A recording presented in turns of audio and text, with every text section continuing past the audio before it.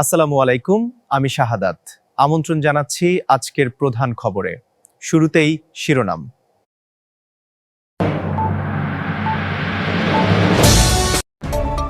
পহেলা বৈশাখে রাজধানী জুড়ে নিরাপত্তার চাদর, 14 স্থানে ব্যারিকেড।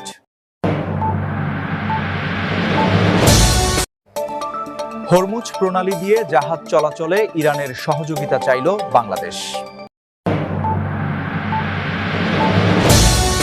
বিএনপি মেজরিটি, সংসদে যা ইচ্ছা তাই করতে পারে, ফেসবুক লাইভে দাবি হাসনাত আব্দুল্লাহর।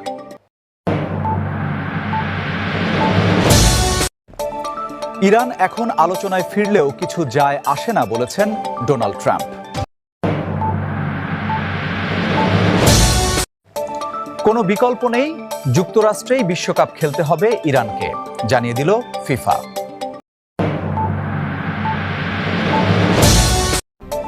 এই ছিল আজকের প্রধান খবর। এতক্ষণ সাথে থাকার জন্য ধন্যবাদ।